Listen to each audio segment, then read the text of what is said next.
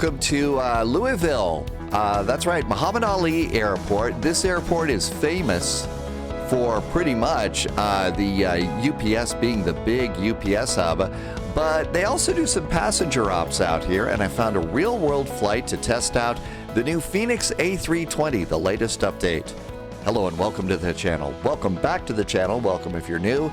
My name is Dave. I do the spy flights over on Twitch, and every now and then I like to come over here to YouTube and do what I call a complete cold and dark flight. This is every button that I'm pushing to try and get these increasingly complex jetliners up off the ground, into the air, and then back down on the ground without having, pixels scattered all over the runway.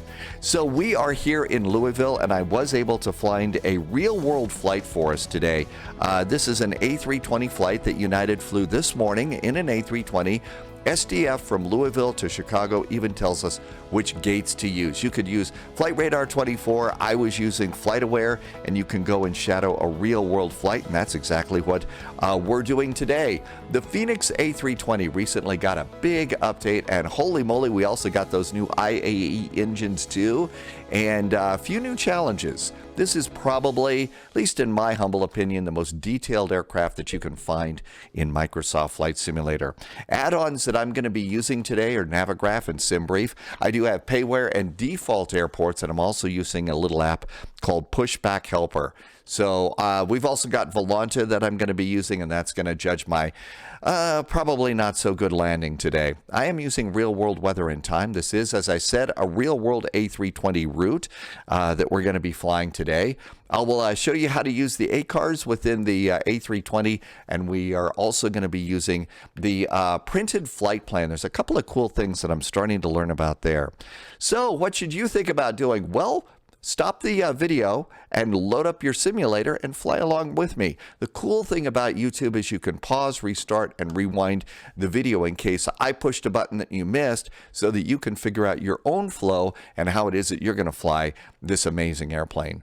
I do like to suggest, though, that after you fly the flight with me, give it about, I don't know, a day or two, and then do a hometown flight. Take off from your hometown airport and do a flight in the airplane, just so that you'll remember some of the things. And of course, along the way, I'll be saying, hey, join us for the Twitch spy flights every day, Tuesday through Sunday at 1900 Zulu. Our flight for today is Louisville to Chicago. We're flying, departing off of runway 29, which they are using for departures right now in Louisville, doing the STREP 5 departure up to Fort Wayne, VOR, and then the Watson 4 arrival into Chicago O'Hare. 28 Center is the arrival. Our cruise today is flight level 330. It's only about an hour and 25 minutes worth of flying time, and our distance today is 333 miles. And with all of that, there's all the background stuff. The only other thing that I do like to say is, while I do have a private pilot's license, I do not fly the big jets. I don't have a job flying the big jets, but I really enjoy doing that in Flight Sim, and have been doing that since the days of the Sublogic Flight Simulator. So it's a while. So hopefully some of what it is that I've learned might help you. If you're a real-world pilot, I do like to learn the right way to do that. So I do like to say that it's not about the right way versus the wrong way. This is what works for me in the sim, but I still like to try and figure out a way to do it the right way. I'm relatively new in YouTube and still reading all the comments. So if you said, oh no, we fly the A320 at my airline and you'd never do it this way, those are comments that I really do appreciate. Okay, so here we all are. Let's go ahead and hop on in. We are at gate A12, which is where the real United flight took off from this morning, heading on up to Chicago O'Hare.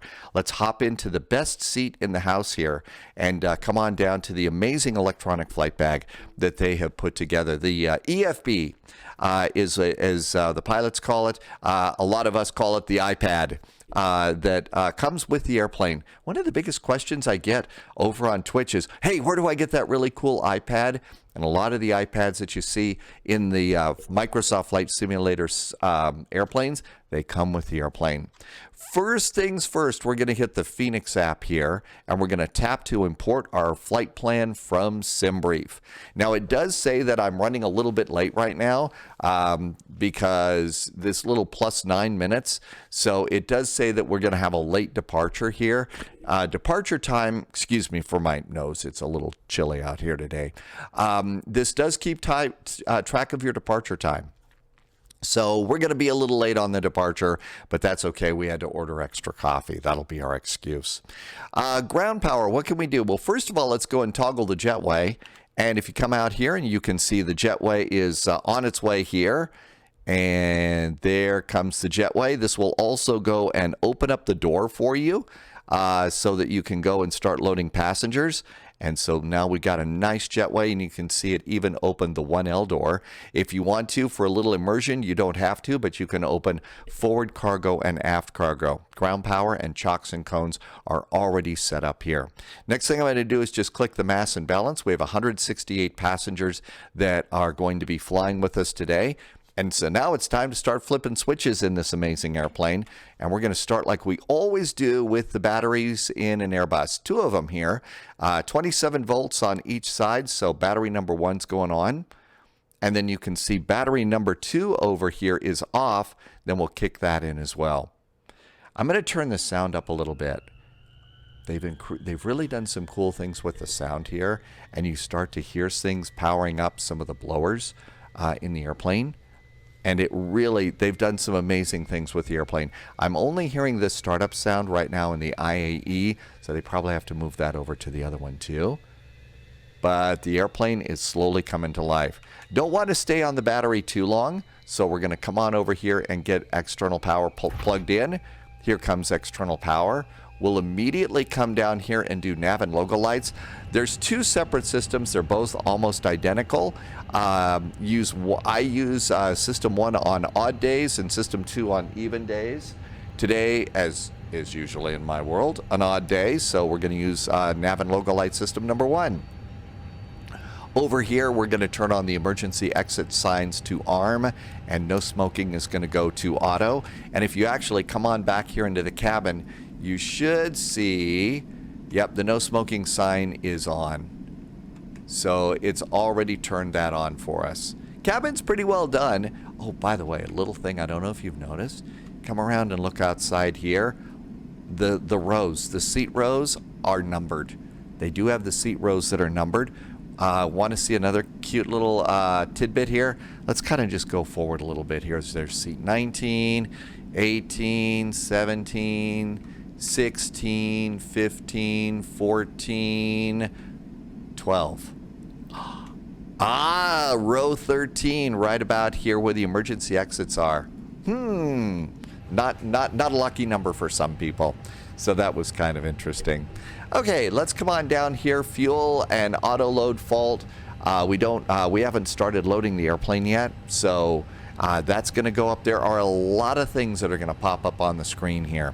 So the first thing that I usually do, though, is come on down and I go to the co-pilot side of the McDo, and we're going to go over to the ATSU button. Stands for Air Traffic Services Unit. I do try to decode as many of the acronyms as I can.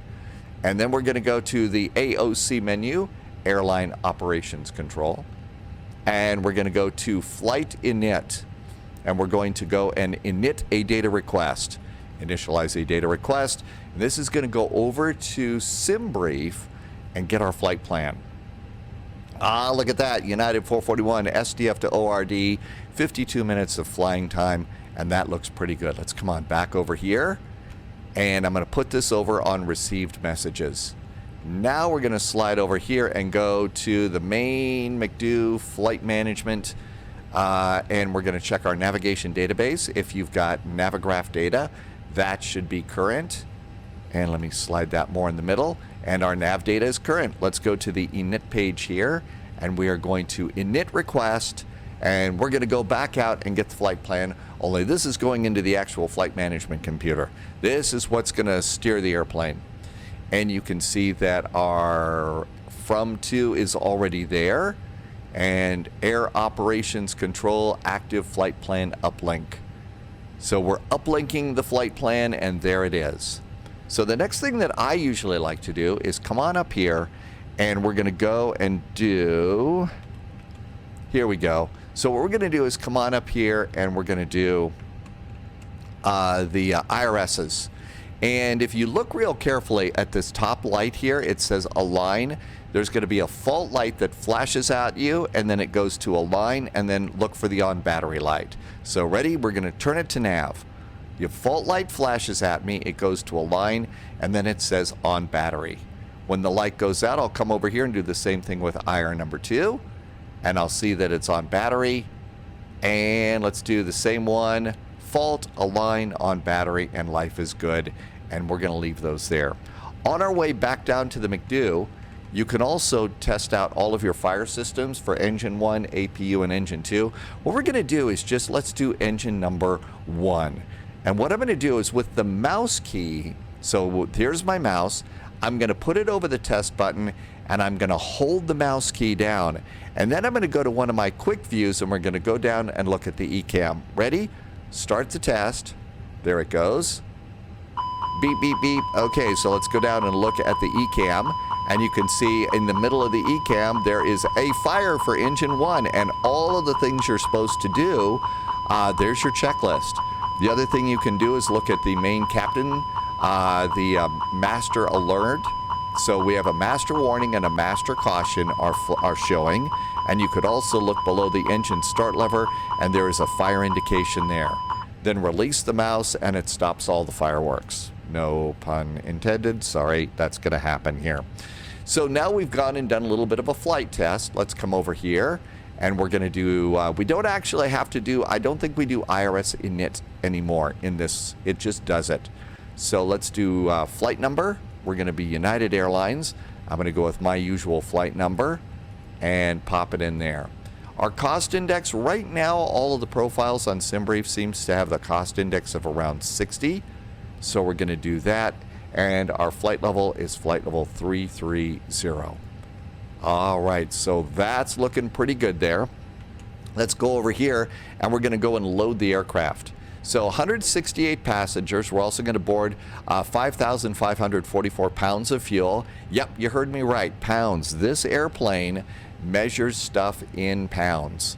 And it actually shows that we have 21,120 pounds of fuel on board right now. One of the things that's kind of cool about Microsoft Flight Simulator liveries is you can set up each livery to not just show a really groovy paint job outside the airplane like this, which is a real livery that United's flying. This is one of their very old vintage liveries that they put on an A320. But one of the things that you can also do is have the control configurations here.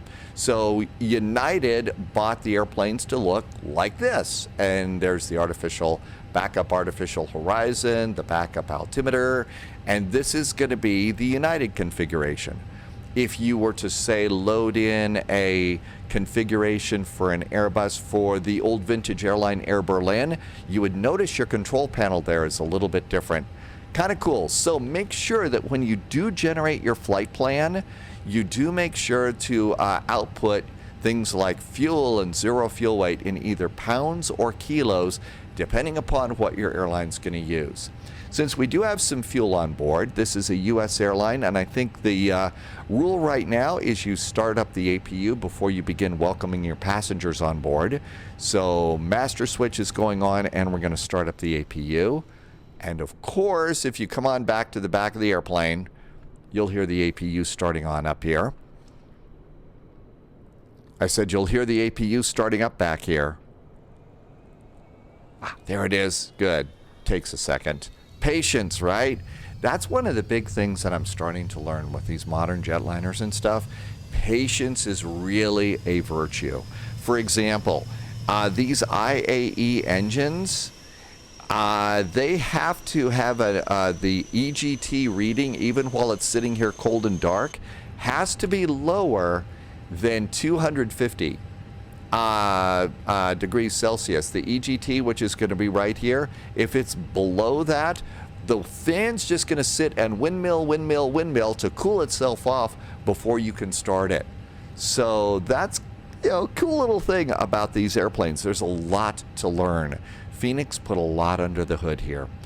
And our APU should be coming on up, and I'll bet it is. Yep, it is now available. I'm going to turn on the bleed, turn the temperature in the aft cabin down one click because there's more people back there, so just a degree or two cooler. And with that, now that we've got, and you can even hear the blowers are changing a bit, we're going to go ahead and hit load aircraft.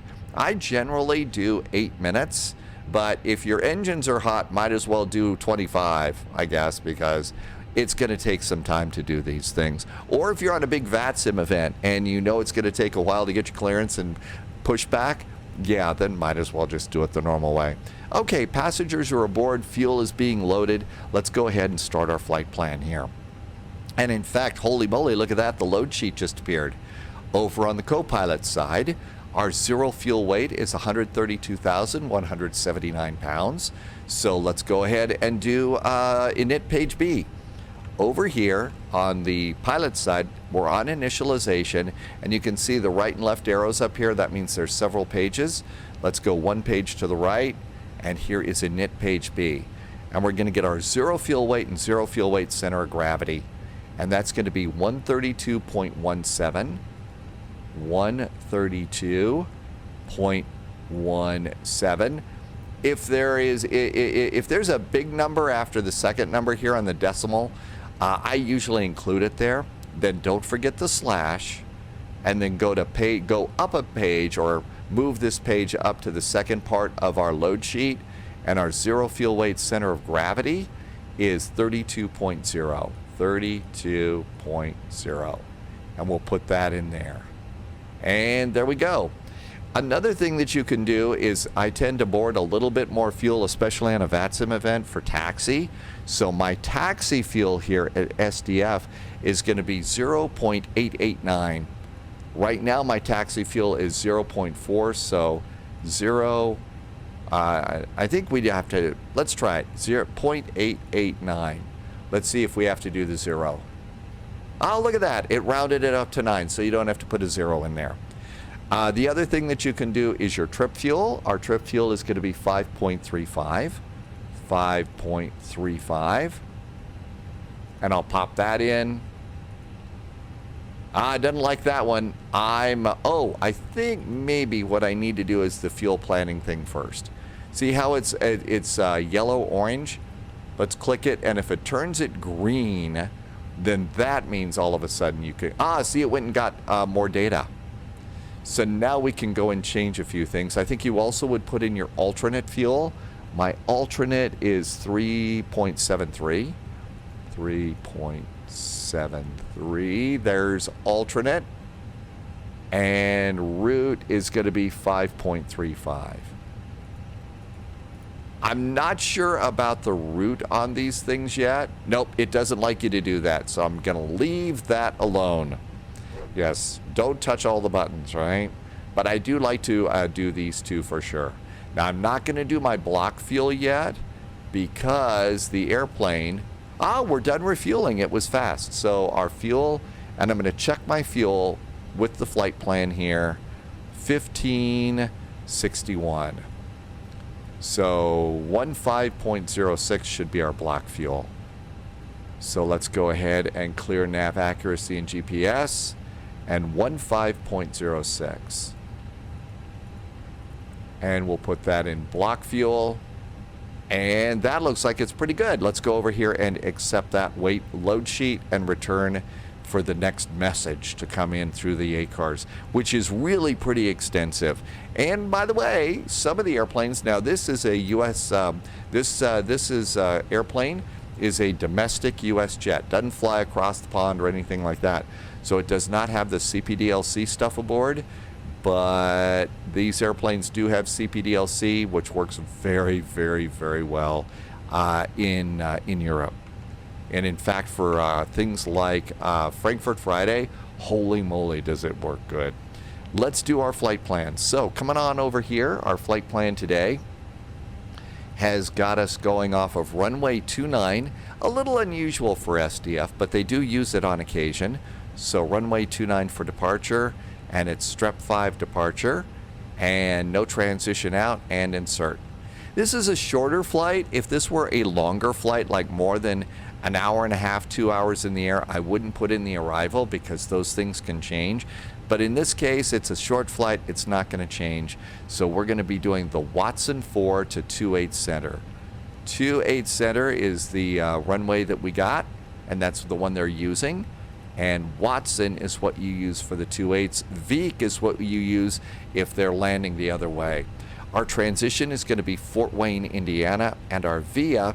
Now, if you're flying on VATSIM, let me show one of the things that the Chicago controllers really like you to do is if you're going to come in on something like 28 Center here, there is a waypoint way out in the lake called Vogler.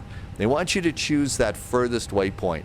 That gives them all of your waypoints in so that they can move you ahead and hold you back depending upon traffic. And they can manage traffic easier. It's the same way if you're going the other direction. So if we go back to O'Hare and instead let's look at 9 Center. So here's runway 9 Center. So they would want you to choose this waypoint here, Gibbons, so that they have all these waypoints that they can have you go direct to. And that's kind of one of the things that they do at Chicago, is it'd be nice to do. So we are going to, Vogler's already been chosen, and we're going to insert that into the flight plan. And that's looking pretty good too. What's going on up here? Not an awful lot, not much to worry about at the moment. Let's come on over here, and passengers are still loading. We can go back to the Fenix app and go to My Flights. And if we come over here, we can get METARs. So this one was from 1524 Zulu. Sometimes they're a little bit old. Right now it is 1601, 1524. That's probably a good METAR for us. So we can go and do 3013 on the altimeter. So 3013 for our altimeter here. There's the pilot's side. And if you leave it too long, you're going to get an ECAM message that says, hey, you got to set the co-pilot too. Your altimeters don't match. And of course, it's not going to do it right now to make me look like a fool. Thanks, airplane. Maybe it doesn't do that on the ground. 3013. Let's do this one.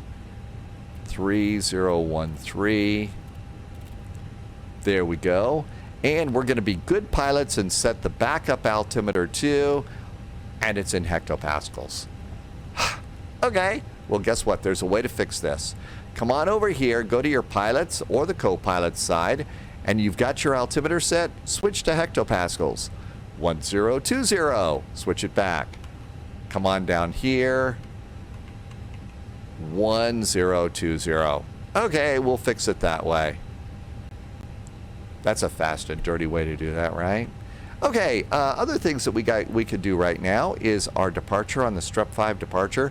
One of the things that you're going to notice with a lot of your clearances right now is when you get your clearance on VATSIM, they're saying climb via the SID, but they don't give you an altitude. That means that there's very probably a top altitude listed on the SID chart, and they want you to check that out, like the real pilots do. So 5,000 feet is what we have for our initial climb clearance. So we can come over here and do 5,000 feet. Apologies for my voice. The colds are starting to kick in. And if we look over here, you can see, the aircraft is loaded. Let's dismiss that. Now, even if you're not using the co-pilot side, it's going to put that same message over here on the co-pilot's EFB. So just go ahead, and if it bugs you, dismiss that there, and you can get rid of it. Go to ground services, and you can see that they have closed our main door, closed the cargo doors, and if you look outside, you'll see the jetway is still in place, so we'll have to pull the jetway in just a bit. But it has closed our doors. And our final load sheet is in. That was our company message. We have one new passenger. So we're going to go to init, page B, and our new zero fuel weight is still 132.2. Let's look over at page 2 here, and our zero fuel weight center of gravity, that changed. It's now 31.1.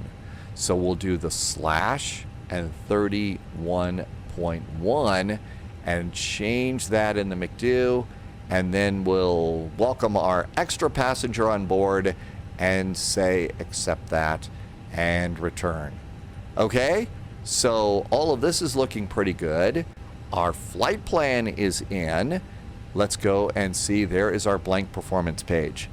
While we're at it, we're going to go and start clearing a few things. The APU is available and running. I'm going to disconnect ground power. I am also going to go and turn on my fuel pumps. I always forget my fuel pumps at the appropriate time. So because I get kind of busy doing stuff, this is when I do fuel pumps. Doors are closed. I'm also going to do seat belts. I'm going to do the beacon right now too. And while we do the final items here, we're going to go and launch an app that I like using called Pushback Helper. This is a very easy to use pushback, and I'm going to call the tug and go ahead and just get that going there. With that, we're going to come over here and we're going to go, oh, look at that. It's Pushback Helper is also retracting the jetway. Thank you. We're going to do the departure perf. We are using runway 29. It's dry here today. We're going to sync the final load sheet data. The temperature outside is 8 degrees, so I'm going to turn my engine anti-ice on. I'm going to leave my packs on because I care about the comfort of my passengers. And I'll stop being so sick about that. I'm going to do one last sync of the live weather, and we're going to calculate. And we have calculated V1's 124, rotate 129, 130 is V2. We're going to do flaps 3, trims down 02, and thrust reduction acceleration is 1480. Holy moly, a lot of numbers to remember, right? And that all has to get transferred into the FMC, into the McDo. Well, look at that. We now have a new button, says send to McDo. I just sent it to the McDo, but I'm going to remember thrust reduction and acceleration here, which is going to be 1480. And if you look here, all of that's in here except for thrust reduction and acceleration. And that has to do with noise abatement. So we're going to do that 2 times here. This is not 100% correct, I don't think, but it's working right now. And then do it one last time for engine out. If we were on VATSIM, we would have gotten a squawk code. We don't have one right now, so we're just going to clear, and squawk 2000. Even though we're not on VATSIM, I'm going to go to TARA and on. You have to do those 2 switches to make this work to squawk mode Charlie on a taxiway. So we got that going on. I'm going to turn on the crew supply of oxygen, which I usually do earlier. Beacon is on, seat belts are on, passengers are in their seats. I think it's time to go. So we're going to come out of here. One last check of the Fenix app. We still have a ground power unit, but it has pulled our chocks. So I'm going to disconnect ground power because we're on the APU. And then I'll come back over here and I'm going to just go on my flight here. 32 minutes late. Oh my gosh, we're going to get a message from the boss. So all of this is ready to go. If we were on VATSIM, I'd also look outside here and I would look to see, is there anybody behind me? Because usually push and start at some airports is at your own discretion. It's kind of tough to tell sometimes, but. And then I like to use Navigraph with map mode over here. This way I can go and have a moving map at the airport. And we're going to come on down here and we're going to go to runway 29. So we're going to push straight back with the tail to the west onto the Juliet taxiway. Okay? So parking brakes are going to go off. And by the way, the controls, if you've got the Thrustmaster TCA Airbus Captain's Pack, parking brakes, and all of that works so good. And let's go in reverse. Out we go. Here we go.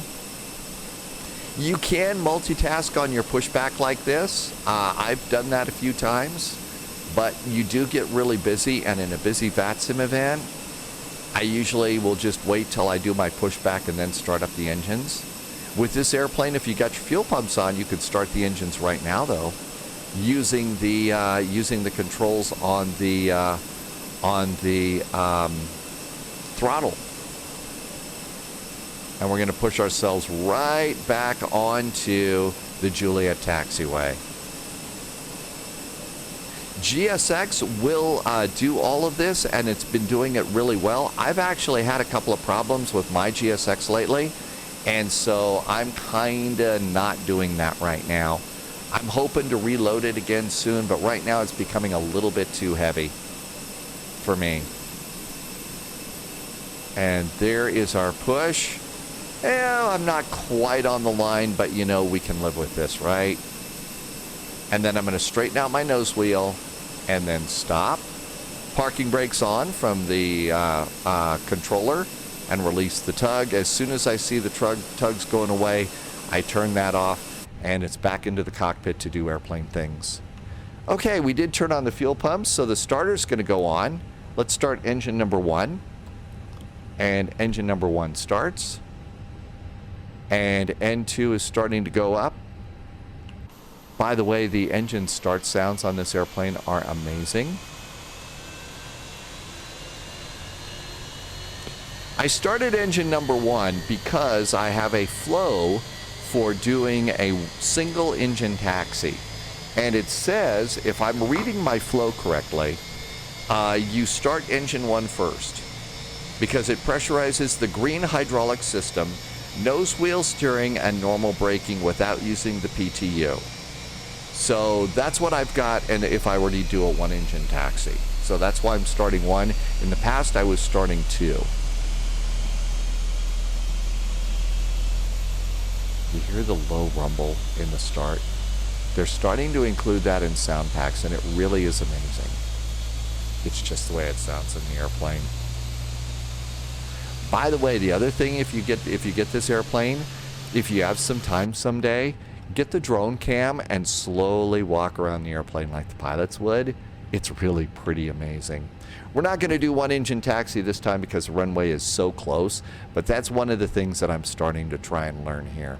Okay, Avail, let's go ahead and we're going to use the starter 2, engine number 2, and engine number 2 starts. Again, if your EGT is above 250 and you when you start it, all that's going to happen is the fan's going to go and do windmill, and it's going to cool off the engine if it's 250 degrees Celsius. So if you're doing a second flight, you might have to wait a little bit to cool your engines, or as they like to say, cool your jets. Sorry, can't resist. Let's see. One of the things is in older airplanes, the backup, when you uncage an artificial horizon, you have to wait until the engines are going to get the vacuum system going. Well, on this is all the electric system, so you could actually uncage this thing after you do start up the electrical system. And we got another engine starting just fine, looking pretty good. This is just an amazing airplane. Oh, and by the way, the engine sounds from the cabin, they're actually really good too. They're really good. And 2 engines are now available. So come on down here and we're going to take the starter from ignition start to normal mode, as opposed to abnormal mode.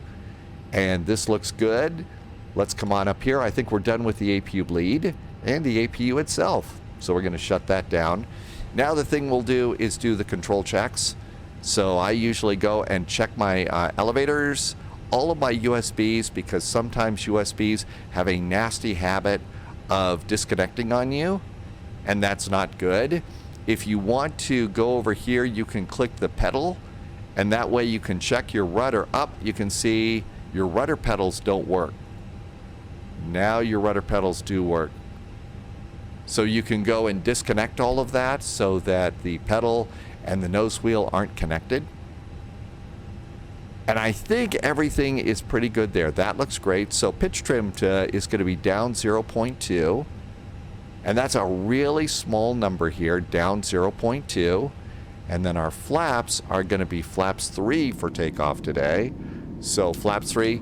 Oh, by the way, when you get this airplane, you know how you have to calibrate a lot of throttles with airplanes? You also have to calibrate the flap lever with this now too. Okay, there's our flaps. You could also make your speed brakes, check your speed brake lever, and speed brakes are working good too. And everything's right with the world. While we're down here, let's also arm this. We're going to reset the rudder trim, and we should also turn on predictive wind shear. And look up here, and it looks like we're ready to go. Auto brakes max, and it's taxi time. So with this, we kind of come over here, and we're going to go to runway 29. So we're over here. Looks like the fastest way is going to be Lima Hotel Golf Cross Runway 17. Okay, that looks easy enough. So Lima Hotel. Here we go. And this moving map is absolutely outstanding. Okay. Nose wheel light goes on. There is the taxi light going on. And yep, you can even see our taxi lights on. So that looks really good. There's two lights there. The other one is a little more high intensity. So we can turn that one on. And that, I believe, is a landing light. Yeah, both of them on. You can even see that it's even brighter in the sim. That's how amazing this is. We're going to do a cabin call. Let the flight attendants know we're going to start rolling the airplane. Tow brakes are on. Parking brakes are off. And look over here. We're clear. And I've released my tow brakes. And if you look carefully, look outside, you can see the airplane starting to roll. The IAE engines... Ah, very nice. The cabin's ready for takeoff. The IAE engines are idle a little higher than the CFM engines. So this thing will just start taxiing for you. In fact, it does sometimes pick up a little speed. And the only thing to do is the takeoff config check. And the ECAM checklist is green. The cabin is ready. By the way, we were back in the cabin looking at the airplane going out. There was a buzz that happened up here, and I'm going to slow us down here. And if you look down at the comm panel, you see that this little thing is flashing. If you turn that on, that's going to be your flight attendant. The cabin is now secure for takeoff. You get a cabin is secure message up here. There's also a strange buzz that happens, you know, and you think, oh, what did I do? You didn't do anything. They're just letting you know the cabin's ready for takeoff. Again, there are so many cool things in this airplane, and I feel like I'm just scratching the surface on it. So let's see here. On a big VATSIM event, there's an important number for you. And that's this number here, minimum takeoff fuel. Almost invariably, there's going to be some sort of a delay, right? You know, maybe there's a delay in pushback, there's a delay in clearances, maybe there is a ground stop or something like that because the, you know, there's so many airplanes going to the same place. Anything like that could delay your takeoff. And if you're sitting there with your engines running, holy moly, are you, using a lot of fuel. So it's kind of important to keep an eye on your fuel. That's why it is that I'm going to start learning single engine taxi for this airplane. Save half the fuel on the taxi to use a single engine. Not too terribly unbrilliant there. But as we get closer to the runway and closer to takeoff, I'm going to look at the FOB number. Stands for fuel on board. We're at 14,760 pounds. The minimum fuel is 14,172. So if you're lower than that, then that's going to cause you a little bit of a problem. Okay, we're going to keep going here on hotel. This, I believe, is the default airport. I've got a payware for O'Hare, so the ground markings aren't going to be as good in some cases. So you kind of have to, that's why I really like having my moving map here. This way I can see where we're going. And even at airports that you're really familiar with, especially in some big VATSIM events, it's really kind of important to keep that moving map nearby, because ATC might move you to another map, another taxiway that you don't usually take. We're starting to pick up some speed here. We're getting a little bit of ground speed. In fact, our ground speed, there's our on-the-ground speedometer, 19 knots. That's way too fast. We need to be going closer to 10 knots. 13, 12, 11, 10. There we go. Especially if you're going to do what we're going to do, and that's make a sharp right 90-degree turn. Now, at a big, long taxi like, infamously going out to runway 8 at Denver International Airport, or the Polderbaan over in Amsterdam, okay, yeah, you can speed up a little bit and, you know, you're not going to get into trouble. Okay, so we're coming on out here. Speed's going to come up again. And we're coming over to that point where we're going to cross the runway. You can also see a little bit of scenery. I think I've got some overlapping sceneries, or something's weird is happening, because the texture really changed here. So I'm going to have to go and look and see what that's all about. Probably have 2 Louisvilles for all of my A300 flights out of UPS now that the A300 is out and doing really well, by the way. There was an update for that recently too. I mean, it's really getting to a point right now that we don't have time to fly all the airplanes that are out. Should have done this before we crossed the hold short lines. Always good to look left and right, just like the real pilots do. And here we are coming on here.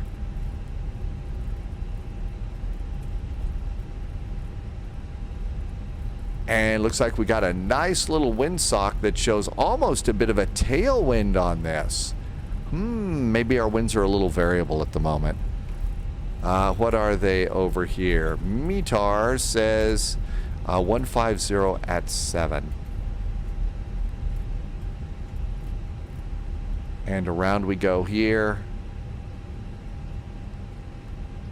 The airplane is definitely complex enough now that if you have a printed checklist, it's a great time to start using them with these airplanes.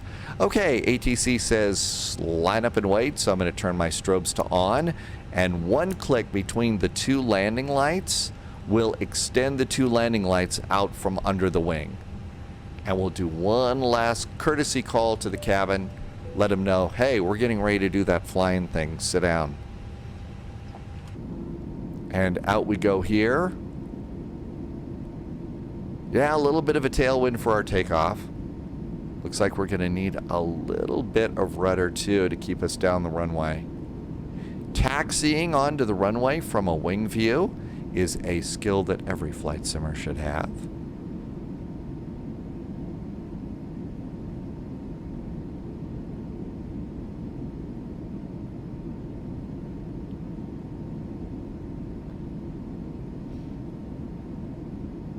Oh, I forgot to start something new. I have auto FPS that I just started using yesterday. Why don't we go and we'll wait right here. Let's do parking brakes. I forgot to activate that. Let's turn it on. Here comes auto FPS. Well, I wonder if I was supposed to turn it on before the sim. Uh-oh, I probably crashed the game. Let's see what it says here. Microsoft Flight Sim, Sim Connect, and Session. So we'll see how that works. We do have a session going. We'll see if it detects it. Maybe it's going to crash the airplane soon. Maybe, hopefully not. Okay, ATC says to go. Parking brakes off, landing lights on. Last thing I'm going to do, though, is come over here, and I'm going to come down here to the chronometer, and I'm going to hit run. Actually, it's the elapsed time. We're going to do that. Throttles up about halfway. And look down there. And you see your throttles going up. Throttles are going up. And our engines are stable. And there we go. Manual flex is set. SRS is set. Nav is not set. This must not have an ILS. And let's see. What do we got? Auto thrust is blue. Yep, there is a little wind. There's 100 knots.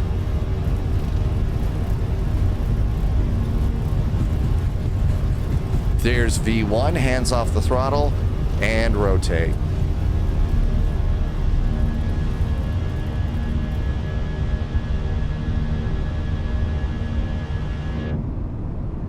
Up and away. Probably climbing a little steeply here. When I go and do the cabin view, I always am. Well, not so bad. It's very sensitive. A lot more sensitive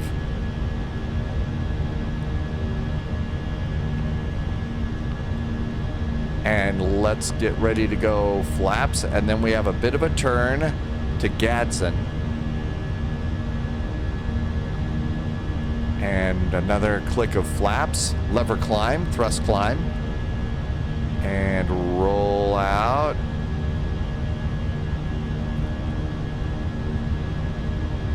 I did not turn on my anti-ice. Man, I'm just missing all sorts of stuff today. Speed still coming up. There is Gadsden. Let's turn to Canby. And not very many good views out the cockpit today.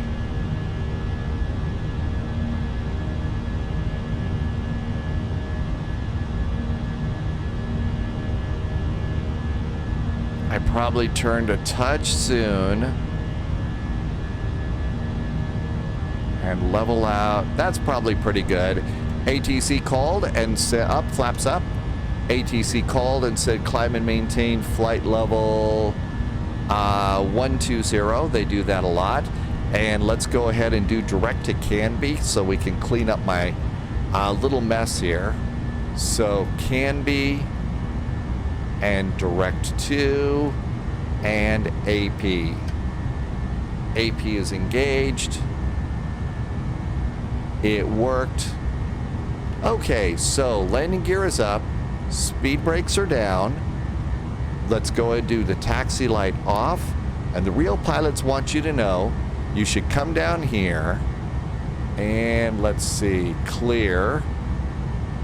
Let's see, those are wheels. Probably because somebody didn't put his gear up. Of course not. My gear switch is getting a little bit bad. I'm gonna have to replace this soon. Okay, so they want you to go down and look here and make sure the cabin is climbing, pressurization is occurring, and that makes sure that the passengers are all happy. And there's a 250 knot climb. And everything looks good to go there. I usually go flight plan over here. And in the past, I've left this on performance. A real-world Airbus pilot has come in and said, no, we like to go to progress and report and use this as our main page over here on the captain's side. So I'm still getting used to that, but right now I'm going to leave it on performance for us at the moment.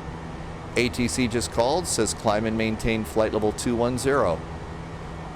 So we're going to continue our nice gentle climb out here. And there we are at Canby. Let's go ahead and make the map a little bit bigger. And then STREP is our next checkpoint, and that's good. Flight plan looks good. We're 328 miles out of Chicago. Still got our landing lights on, but we've got a fairly decent departure. If somebody remembered to do his wheels at the right time. Passing 8,000 feet. Looking pretty good. Seatbelts are on, landing lights are on. Everything else seems to be in great shape. Nothing to worry about up here. I think everything's in a good spot up there. Passing 8,000 feet. ATC called, says it's a real light day. Climb and maintain your final cruising altitude, which is flight level 330. So we'll just go to 330 and watch the airplane climb. Everything's good there. The one thing I did not do is check my fuel on board at the end of the runway. And I even mentioned that and forgot to do that. That's how busy you get. And that's one of the things about Flight Sim, especially if you're on VATSIM. Look, this is a two-person cockpit. And there is a reason that there are two people sitting up here. There is work to do. There are a lot of little details to take care of. The pilot flying, the pilot not flying. Here's 10,000 feet. Landing lights can go off. I'm going to do a 10,000 foot cabin call. And our speed is now coming up and our climb continues. I'm going to widen this out a little bit. We'll go to airports. That way, in case we've got a problem, we can see airports that are big enough to handle an A320. So if we have to lose an engine, we got to turn around, go back. Where's the fastest place to land? We've already got a 13 knot crosswind from the west. The winds have been really heavy lately. And all of that looks good. This looks good. And we're coming up on STREP. So how many miles away? We're 18 miles away. And over here on the flight plan, this is the Lido style of flight plan. There's page 1, page 2, page 3, page 4. And here is STREP on the STREP 5 departure. And we should be coming up to STREP 8 minutes elapsed time into the flight. And we should have, for fuel on board, our fuel should be 12.3. So when we get to STREP, let's see how we're doing. Well, that elapsed time is 7 minutes. Fuel on board is 13.2. So we're going to go and see how we're doing as far as, are we on time? Are we in our proper place at the proper time? And how is our fuel doing? Which is important, especially if you're going to start doing this on some long haul types of events. So 13 miles to go. Probably we're going to be a little late in the elapsed time because we were probably going a little slow because somebody didn't get his gear up at the right time.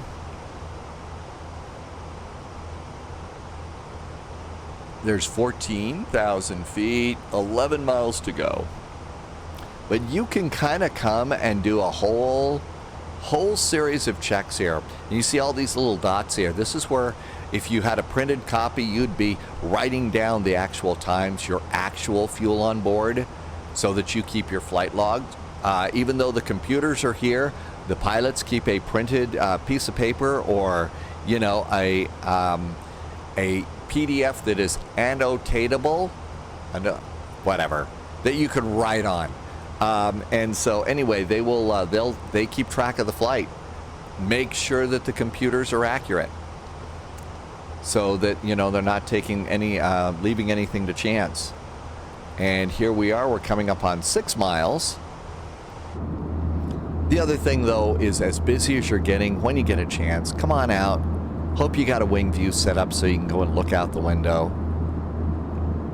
Here's one of my favorite seats in the airplane. It is seat 007. 007A is a good one. That's another one behind the wing. You usually get to see. And, you know, the weather the way it is right now, and with this being satellite photography scenery, if we were on the flight right now, guess what? This is what it would look like. Just amazing. Okay, coming up on STREP. In fact, there we are. We're making our turn over STREP. There's a mile. 7, 6, 5, 4, 3, 2. Okay, there is STREP. And look at that. 9. So we're a minute late. We're at 12.5 on the fuel. We're supposed to be 12.3. So we're a little bit ahead on fuel and a little bit late on elapsed time. Time to do altimeters. So there's standard. Let's see if it yells at us because I didn't do the co-pilots really fast. We should get an ECAM warning saying mismatch between the two altimeters. Come on, airplane. Yell at me. Yeah. Here, first time I'm telling you to yell at me, airplane. And there we go. So there we go. Nav baro ref discrepancy, baro ref cross check. So here's the problem, and it even tells you what to do. And so we'll come over here and standard, and holy moly, the problem went away. And then if you want to be a good pilot, you can come over here, and 1013 is hectopascals, so we'll leave 1013 on our backup altimeter. And our speed's coming up nicely. Did we get the landing lights off? We sure did. It's 18,000 feet. Usually at this point in my flights, I will go and do a cabin call. Let the cabin crew know that they can get up unless there's a whole lot of, unless we got a whole lot of turbulence and stuff. I think you're supposed to start this before. So clouds are, maybe it is doing something. So this is a new thing. It's auto FPS. If you just Google search auto FPS, This is supposed to help you, especially if your system's getting a little old like mine is, little bit clunky. This is supposed to help keep your FPS to a point where you don't have those big, massive stutters. My biggest problem is the stutters when I'm coming into land. I have huge stutters and my landing rates are almost always terrible.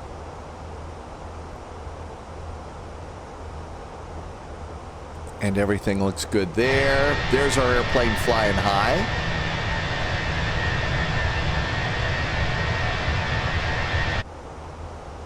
And everything looks good there. There's our top of climb in 60 miles. It's never too early to start thinking about what's going on. Chicago, let's see, 1451 Zulu. Let's hit refresh. There is 1551 Zulu. There is a new weather update for us.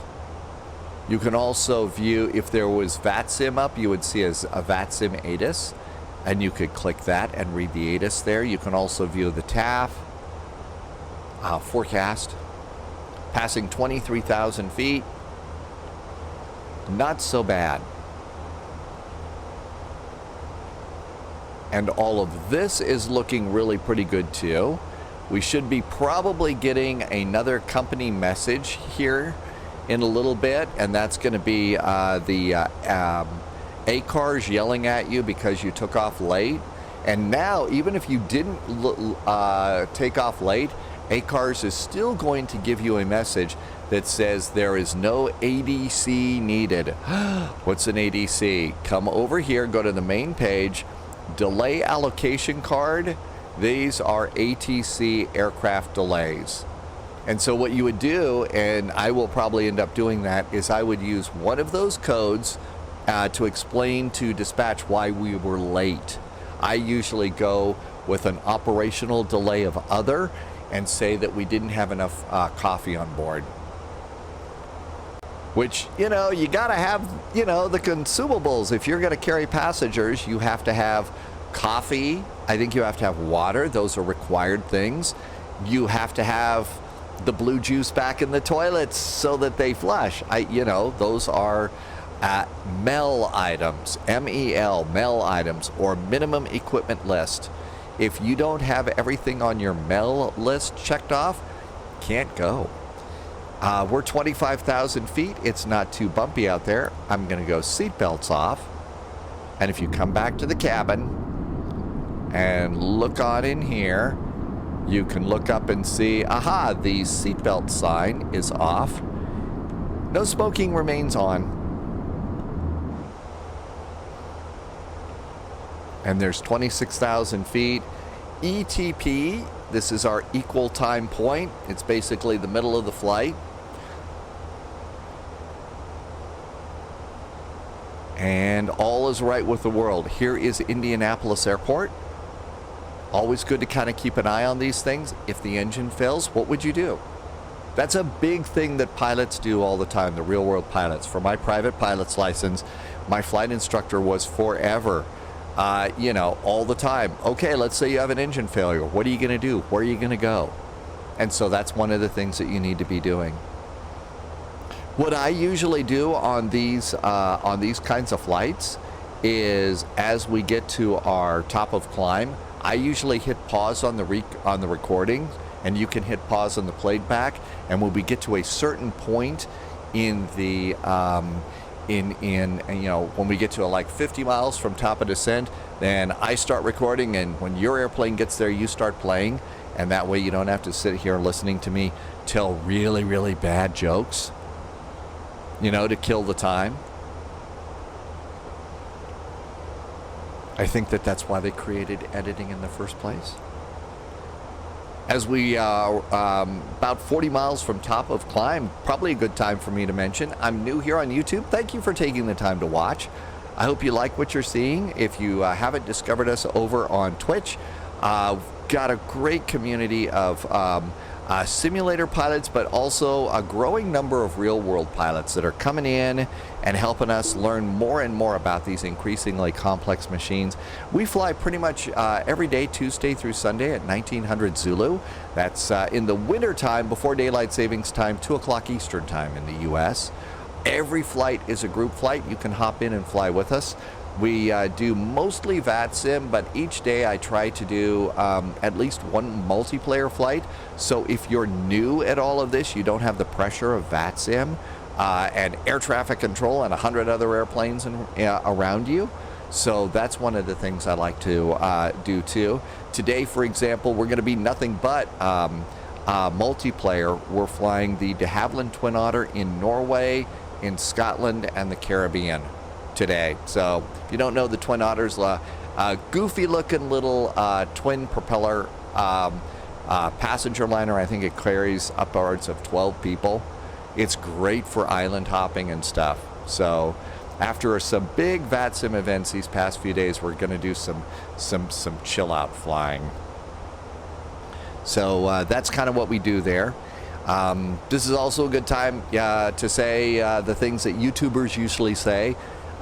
Please feel free, liking, sharing, subscribing. Thank you for helping me grow the YouTube channel. After layoffs and stuff like that in my career, this is how it is that I'm keeping the lights on, and so I'm so grateful for the support. If you like it even more, there are a couple of ways that you can do some extra support. There's Ko-fi right below here. I've also launched a Patreon page where I'm doing a more advanced flight briefing each day for what it is that we're going to do using weather and charts. That's over on Patreon, link in the description, or come on over and subscribe on Twitch. And that's the end of those ridiculous commercials.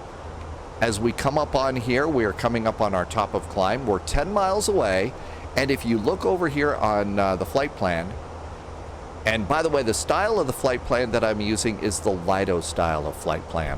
It's the default over on SimBrief. So we were supposed to hit top of climb 19 minutes of elapsed time into the flight, and we were supposed to have 10,800 pounds of fuel. So as we hit top of climb, let's see how we do. There's 5 miles from top of climb, 4 miles. Watch, the airplane will fall out of the sky. Up, it just went into climb mode over here. And there's top of climb. As we slowly get over there, let's look and see what the clock says. Elapsed time says 18. We actually picked up a minute, so we're a little bit early. And fuel is 11,180 pounds. The flight plan said 10,800 pounds. Now, you're on my flight, you're going to see the fuel grow a little bit, because I always board a little bit of extra fuel because, VATSIM and stuff like that. So there we are, flight level 330. We're going to be cruising along at Mach 0.78, and we are 137 miles from top of descent. So if you're flying along with me, now is a great time to hit pause on your player. I'm going to hit pause on my recorder. Stand up, stretch, walk around. Definitely take a minute to look outside the window and enjoy the flight for probably about 5 or 10 minutes before we get ready to go. And I'll look forward to seeing you 50 miles, 50 miles from top of descent. There is 111 miles from top of descent, which is not quite 50 miles from top of descent. So didn't mean to trick you, but our approach means I've started the recording a little bit soon, because this is one of those approaches that does not have a bunch of altitudes in there, but usually on VATSIM and probably real world, they're telling you to cross one of these waypoints at a certain altitude. And if I remember correctly, usually VATSIM is saying cross holes at 12,000 feet is what ATC will tell you to do. So what we're going to do is come on over here to find holes in the flight plan. There's hop tow, top of descent, prize. There's holes. And they'll say cross holes at 12,000 feet. So you do the slash and then 12,000 feet. And then put that in right on top of holes. And it's going to go, and do you really want to do that? Yes, I do. And then it's going to recalculate everything. And right now you can see it changed our descent a bit. So now our top of descent is 74 miles. So I didn't mean to trick you. This was one of those descents that I kind of forget about. So if your top of descent, you didn't get something like that into your flight management computer, just keep going with the descent. And if you thought, that YouTuber might be a little bit tricky, I'm going to go and just watch ahead a little bit, then go ahead and make that change in there so that you can cross hulls at 12,000 feet, which is what they usually do.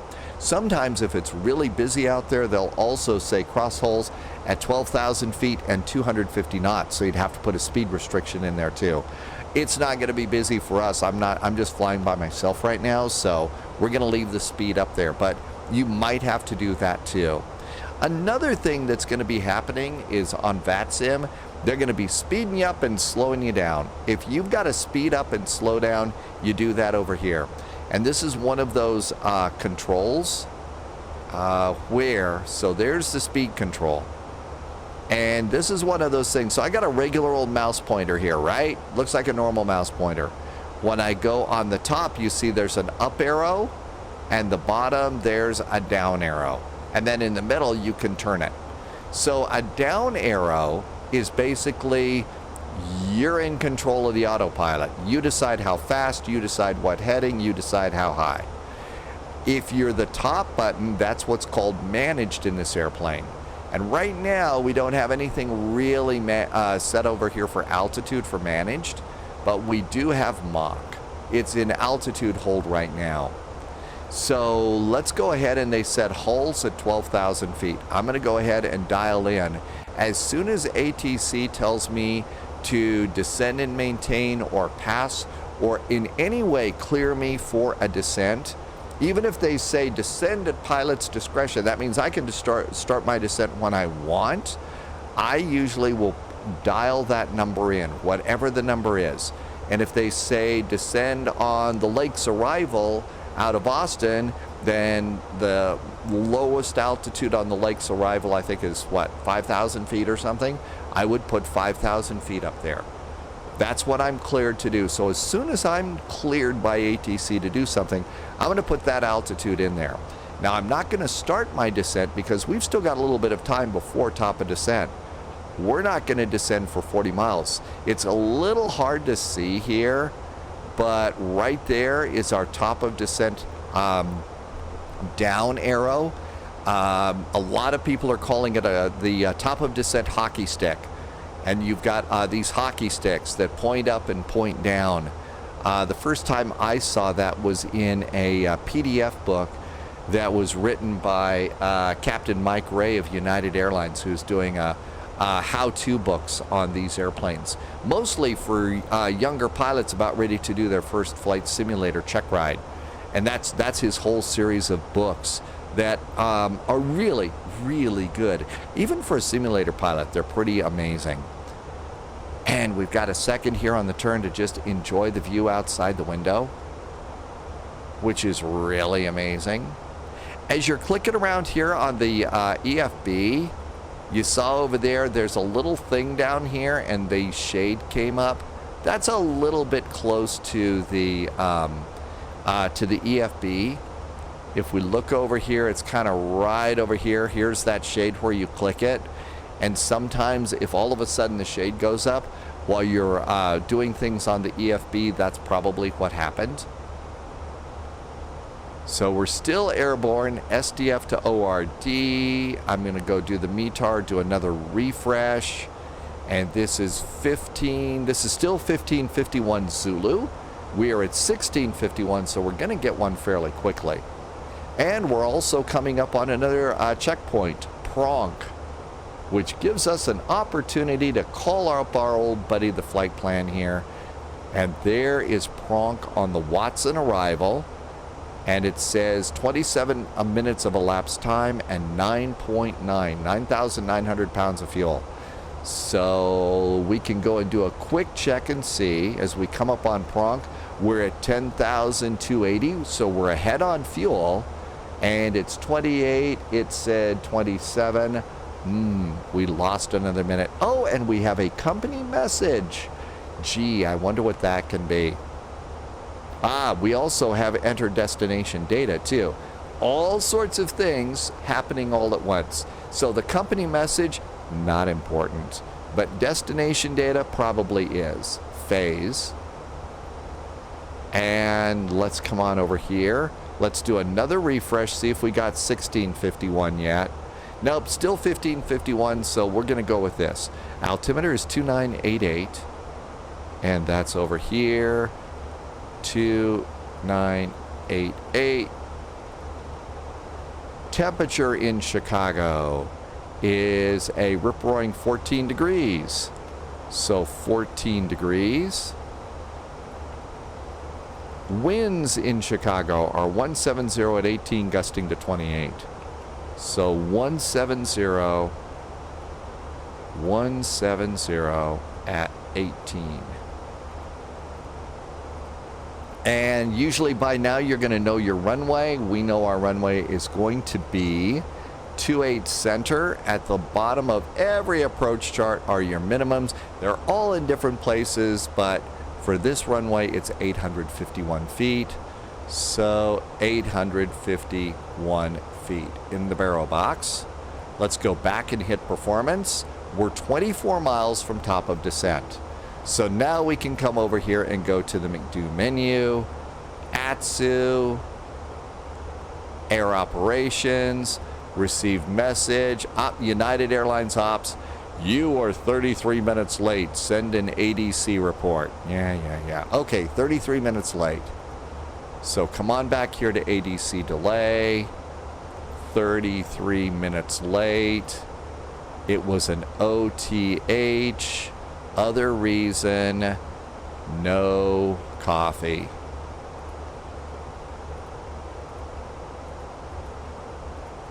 So no coffee and send it. Okay, they're going to leave us alone, right? Wrong. We're going to get another company message in there that says that our pathetic excuse for being late has been received. It doesn't say whether or not they bought our excuse yet, but that it's been received. Okay, how are we doing here? We are 17 miles from top of descent, and so we've got an interesting thing that's showing up here. We've got a little squiggly line here. There's Dweeb and Senac and Vogler. Remember that one waypoint that's way, way out? So by this time, we're probably going to be on heading hold anyway, but be aware that Vogler but they still want you to have that waypoint out there, especially if it's really busy in Chicago and they got to send you way out over the lake to bring you back in. As we approach that top of descent, we're 12 miles away. One quick thing that we could do is look at the ILS chart and see that the call sign for this ILS radio station is IVZE. IVZE. Let's go to radio nav and see it says IVZE. The airplane is already looking for the correct VOR. So that's good. 9 miles from top of descent. And then the next thing we would do is come over here to the Watson arrival.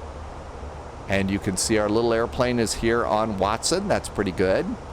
You saw I also had the VEEC 5 arrival. So VEEC 5 is going to be if you're going to be landing towards the east. Watson 4 if you're landing towards the west. The thing is SimBrief every time gives me the opposite one. And in the middle of the flight, I always get my arrival is changed by ATC because SimBrief didn't pick either Watson or VEEC. And it does this with an occasional other airport too, but that's something to be prepared for. And now we are 4 miles from top of descent. I'm going to go ahead and start my descent.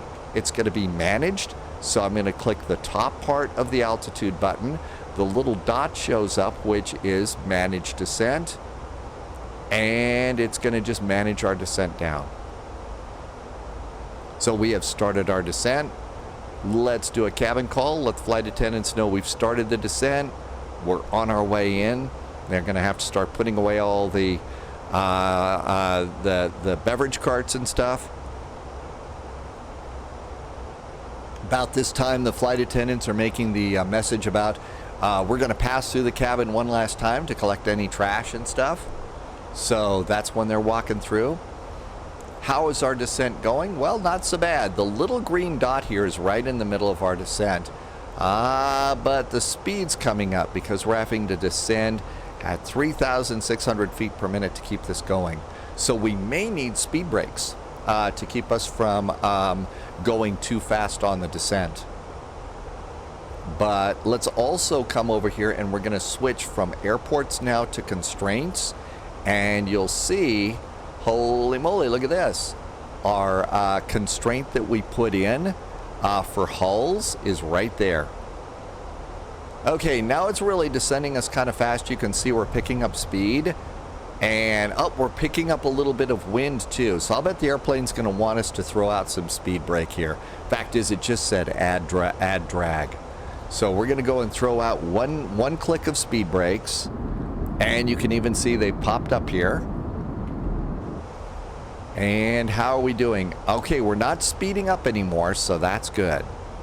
And that's what it has to do. You need a little speed brake to be able to hit hulls at 12,000 feet. Now, usually as we're coming in here after hulls, when we're starting to get a little closer, you're going to get another manual descend too. Okay, so now we're getting a little bit low, so we'll put those speed brakes away.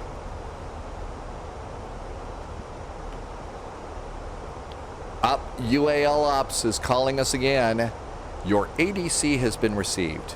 Very good. We got the paperwork done. Okay, we'll go over to flight plan over there. I'm going to do a quick refresh here. That was 15. Aha, 16. See, we got another one. And they probably, so the altimeter's 298.6. So we got to come over here and make sure that this is correct. The altimeter's changed. Now it's 29.86. See, they're tricky that way. Let's see, did our temperature change? 16 degrees, warming up in the old Chicago town. They're probably warming up the pizza ovens at my favorite pizza place. And over here, the winds are 170 at 18. That has not changed. Okay, so all is right with the world. There's 22,000 feet. I'm going to do seatbelts. And if you feel the need, come back here. And you can even see the seatbelt signs are on. Pretty cool. They really did an amazing job of modeling the cabin. Now, if you're having frame rate issues and stuff, and your airplane's just way too heavy for your system, you can go in and turn off the cabin. And that's going to save you some frame rates and system resources. I probably should do that, but I'm too much of an airplane and travel geek to want to turn that off. And there's 20,000 feet. Our little green dot is still centered. We're not going too fast. And so far, so good. So the approach is good. I'm going to go back over here to performance for a while. There's another number that you're going to get on this, and it's the EFOB number, estimated fuel on board. And this is a number that I keep track of. Now, we've been keeping track with our flight plan here of different fuel, and we're in good shape. This is the computer estimate of how much fuel we're going to have in the tanks when we land in Chicago. 9,200 pounds. There is a number over here on the flight plan. It's on page 1. And over here in your fuel planning, there is your 15-minute contingency, your 30-minute final reserve, and your alternate fuel. Now, I've kicked my alternate fuel up to about 45 minutes, just a little bit extra for a VATSIM event recently, and I haven't turned it down. I need to turn it back down to 30 minutes. But these 3 fuel items right here add up to this number down here, 7,293. This is a fast way to see, this is how much we should have in the tank for contingency, alternate fuel, and final reserve. That's what we should have here. And that is a fast and dirty way to say, okay, we're not going to run out of gas. Not exact, standard altimeter. Altimeter should be 2986. So click the top part and 2986. Wow, much lower setting here. And 2986. 2986. Click the hectopascal button. 1011. So 10, 10, 11. There we go. All of our altimeters are set. And we're going to hit hulls at 12,000 feet pretty good, it looks like. It is definitely a little bit gusty here in Chicago. Welcome to their one big thing about Windy City and stuff. Looks a little hazy. One of the things that auto FPS did is really turn down the cloud quality. So if you are having a problem and you don't want to do auto FPS, but you'd like to get some frame rates back, turning down the cloud quality is a good thing to do. You'll still have some sort of clouds out there, but they just won't be as pretty and picturesque. And here we are at 14,000 feet. Oh, I didn't say, I had a wrong number in here. Instead of 14,000, I should have said 12,000. Somebody doesn't know how to fly an airplane. Let's see if we're going to make 12,000 now. Whoops. ATC just called and said, you're going too fast, slow down. So let's come down here. And they said maintain 290 or slower. So we're going to slow it down to 290. Usually they mean it, so you might have to throw out your speed brakes a little bit to get there. We may not be exactly at hulls at 12,000, but that's okay. ATC just called and said turn left heading 310 degrees. Eek, we're busy. They don't care. Left turn to 310 degrees.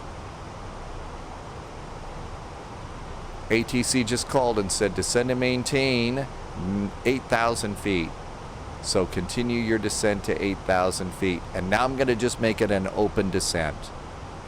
And speed brakes are still out. Yep, there's 290. ATC just called and said slow down to 250. These are the kinds of changes that happen to you on a VATSIM event, and probably I've heard, you know, they happen in the real world too. So 250, and they will make constant changes. They're going to speed you up and slow you down so that they can keep the traffic moving as best they possibly can. Now that we're controlling our own speed, I'm going to come over here and I'm going to hit activate approach mode, which basically moves us to our next page here, confirm, and there's our approach speed and VAP and all of our data for landing. There's 250 knots. ATC says slow it down now to 210. Lots of fast changes will happen on some of these events too. There's 210 knots. Probably need a little speed brake to get out there. Let's also, while we're at it, we're going to go over and hit the LS landing system button. There is LS. We're coming up on the flaps extend speeds here based on our weight and all. And there's these little hash marks right here. This is the safe flap extend speed that we could throw the flaps out if we wanted.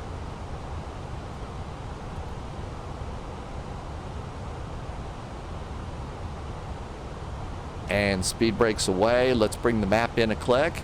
ATC is now saying turn left a further 20 degrees. What? You want me to do math? Yeah, they'll do that to you too. So 1, 2, 3. So 300, that's going to be 290. Yes, they will do those things to you. Turn right 30 degrees. Turn left 30 degrees. Hey, we could go ahead and probably do some flaps now. How about flaps 1? There's flaps 1.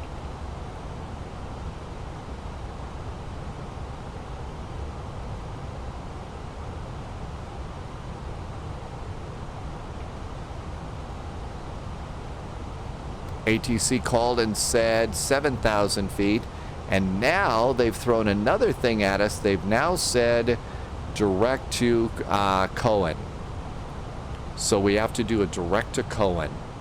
Direct to, there's Vogler, Lind, Snow, Cohen. Direct to Cohen. So they're setting us up to be at 7,000 feet, above 7,000 feet at Cohen when we come in. There's a whole bunch of these things that they can send you direct to. So there's Cohen. They could have said direct to Hazel, Seika. So they'll do all sorts of things like that.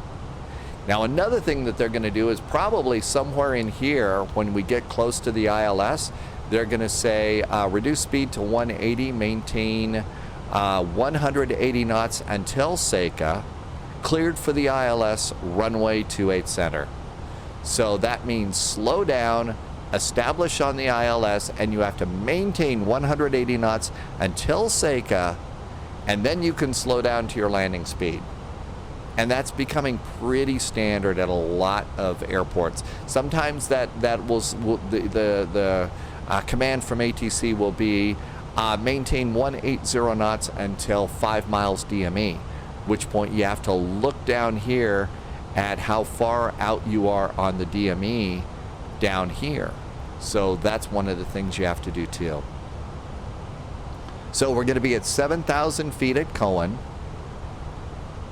At this point, ATC just called and said descend and maintain 5,000 feet. You're now 15 miles from Cohen, cleared for the ILS, runway 28 center. And at that point in time, they'll also do, after you intercept, reduce your speed to 180 knots until 5 miles DME, blah, blah, blah. So you would have to do all that too. Now's a great time if you don't need your speed brakes anymore, you don't think, I'm going to arm my speed brakes. I'm going to do auto brakes to medium. So we're starting to do our before landing items here. Altimeters are checked and set. Let's do a final cabin call. Let the cabin crew know their time. It's their time for them to sit down. Let's see, I missed the landing lights at 10,000 feet. Landing lights going on. Airplane still coming in and flying well. And then the other thing that I'll start doing is when I have a second, start just refreshing my memory.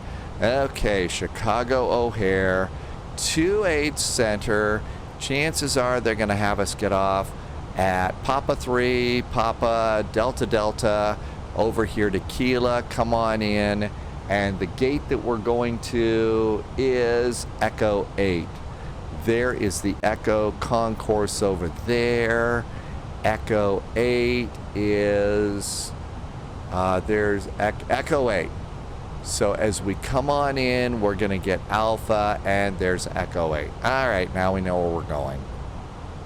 I'll also start to zoom this map in again and use this as my moving map for being on the ground. But right now I'm going to leave my chart set up here, and there's our little airplane going right to Cohen.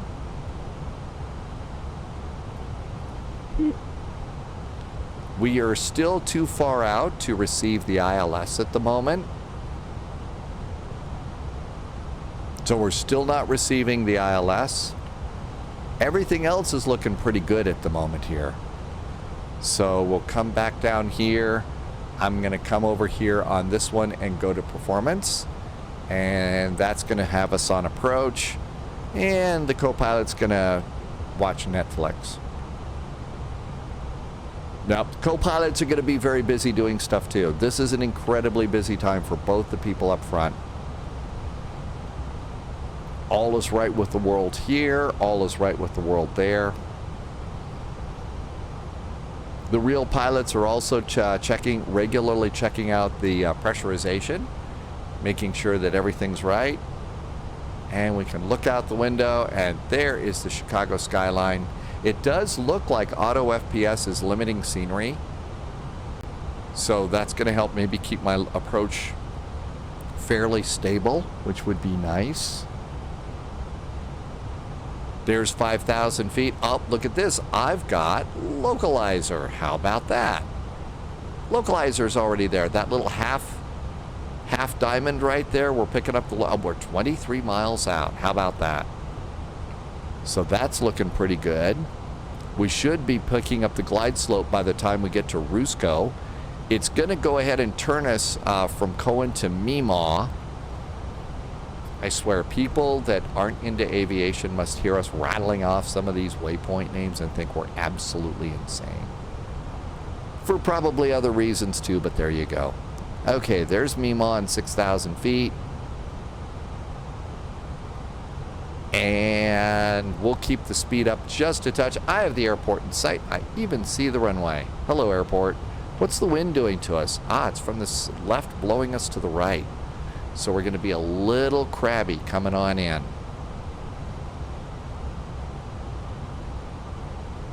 ATC might anticipate that we're not picking it up, so they're going to say descend and maintain 4,000 feet and speed now 180 knots until Seca. So there's our speed to 180, 4,000 feet, down we go. And here comes our speed to 180.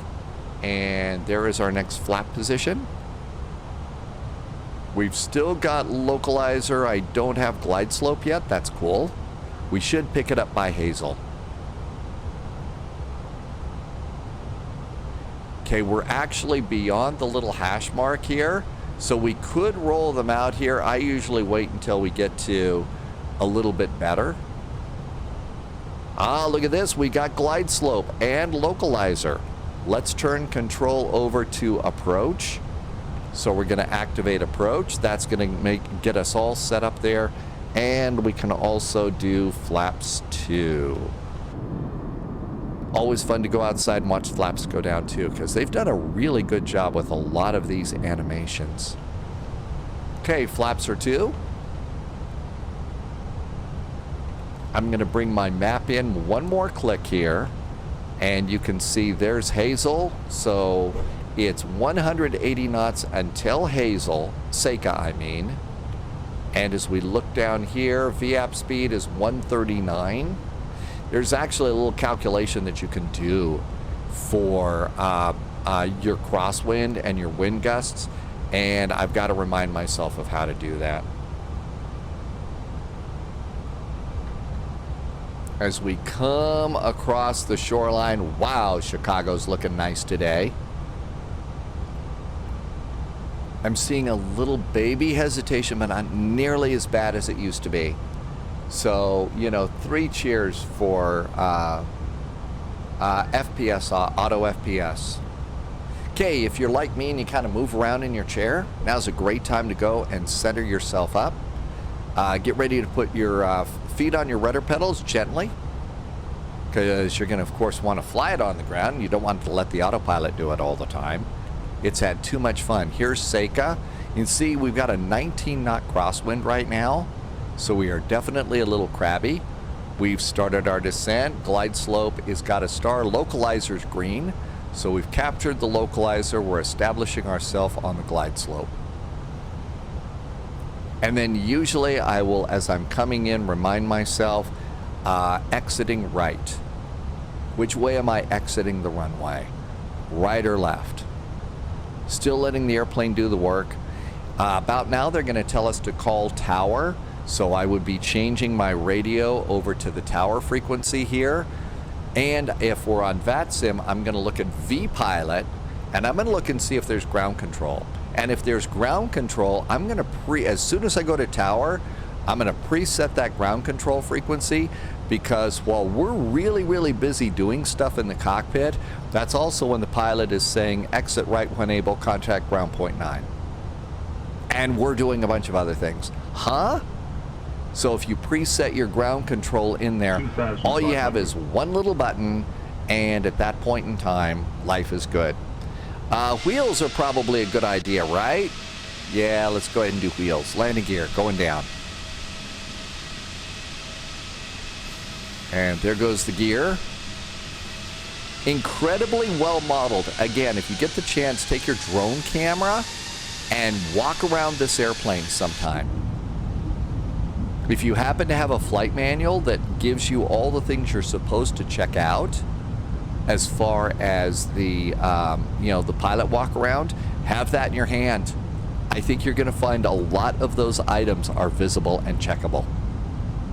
Okay, here we are at Seika. We've already gone and put it in approach mode, so all we have to do is manage speed and check our flaps and flaps 3.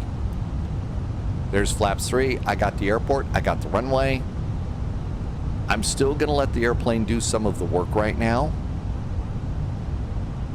I'm also going to just maybe go ahead and come over here and a quick refresher, missed approach, left turn, 4,000, just to have a little reminder of what it is that we do if we're missed. In busy VATSIM events, you will be told to go around on occasion, and flaps are now full. Our landing checklist, ECAM is green, cabin is ready. I'm going to gently reach over and put my hand on the side stick, and the last thing I'm going to do is look at the wind arrow.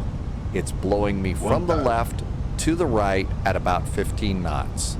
It's gusty. Now I'm going to gently reach over and put my hands on the top of my throttles. I'm going to let the airplane do a little bit more work right now.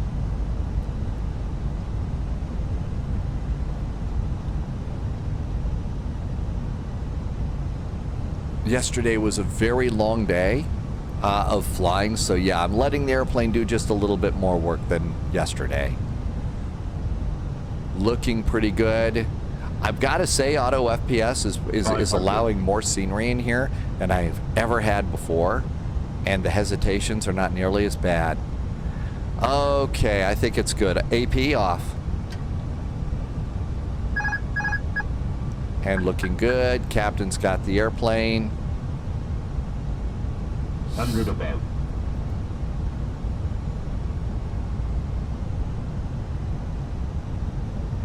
That wind is really blowing us. Landing. 100.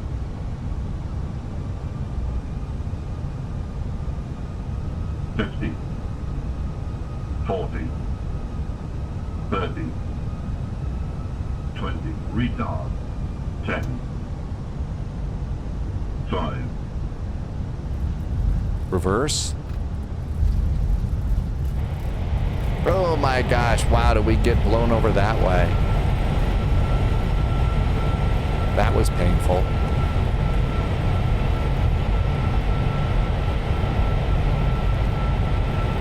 $60 knots, stow the reversers. Manual braking. Speed brakes down. Auto brakes off. Exiting at Delta Delta. 262, not the worst of landings, but wow, did I have a little bit too much correction in. We didn't scratch the paint though. No paint scratched on this flight. That was really nice. Flaps can go up.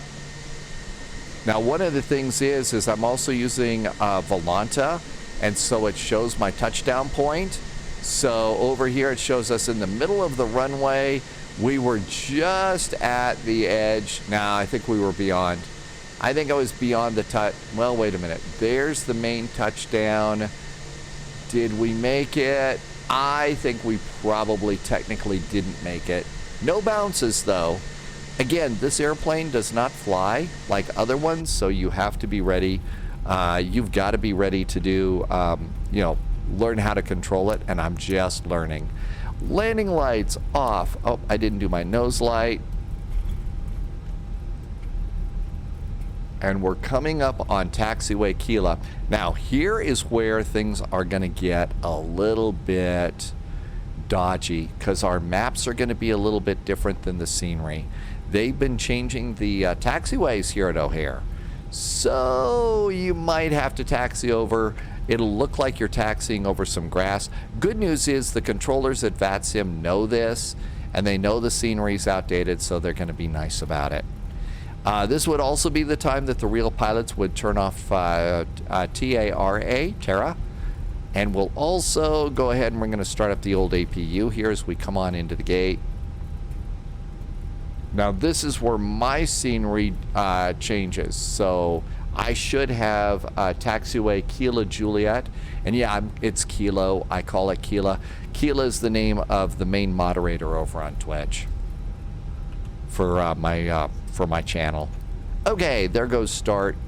But now we can kind of come in here. And so now we got a really nice little taxi. But if you look over here, oh yeah, none of this matches. So we're just kind of waiting for that. And in fact, as far as my map is concerned, we're taxiing over the grass. Again, fortunately, the controllers know that and they're cutting us some slack. So here we are coming on in. Okay, there is the Bravo and the Charlie. We're going over to the Echo concourse. And according to the real world flight, we're looking for Echo 8. Now we have to do a little bit of a turn around here. But yeah, the scenery does not even come close to matching the taxiways in our charts anymore. So we'll follow this around here. And around we go. And now we're looking for Echo 8. And that's kind of hard to see sometimes. And sometimes I'll just go, whoops, outside. And there is Echo 14, Echo 12, Echo 10. I mean, sometimes that's the best you can do at some airports. There is Echo 8. So there's our turn. In we go. There's our jetway. Echo 8. United is just, I think they pretty much own the Charlie, Bravo, Echo, and Foxtrot concourses out here at O'Hare. And some airports are giving us some nice gate guidance coming in. Some of them aren't yet, so you kind of have to do that yourself. I'll usually come out here like this. Some of them even have really good markings too. And I'll usually just grab this one. Parking brakes can go off. Look up here. Did we get an APU? We sure did. So I'm going to turn on the bleed. Come on down here. Engine number 1. Engine number 2. We'll come over here and stop squawking because we're done squawking on VATSIM. Up here we're going to do the beacon. We'll also do the seat belts. I don't think I got the strobes all the way off. We'll also turn off that taxi light and fuel tank 1, 2, 3. Fuel pump, excuse me. All fuel pumps. External power. Ground crew moves fast. External power is in. If you hit deboard, and if you look over here, you can even see this airplane calls your jetway for you. And it deboards the airplane. Passengers will get off. You don't have to do anything else. And you are pretty much completely done. Again, this is probably the most complete airplane you're going to find in Microsoft Simulator. It is not for the faint of heart. There is a lot to learn. A lot to learn about controlling the airplane like a pro. I also really like flying the A300, which does not have the same fly-by-wire controls that we have over on this. So you really do. This really does keep you working. Look at this. It's also even opened up your cargo bays. Interesting thing with GSX is now integrated with this airplane, and so you can make the two work really, really well together. So I'm looking forward to getting my GSX going soon. And there you go. I hope that this helped you and that some of the buttons I'm pushing helps you with your buttons. As I always like to say, this is never about the right way versus the wrong way. This is a simulator. And this is just what is working for me, and I do hope that it is working for you. If you saw a mistake, something you didn't like, I read them. Do a better job comments as well as the nice comments, and I appreciate any time that you might take to go ahead and load those things up.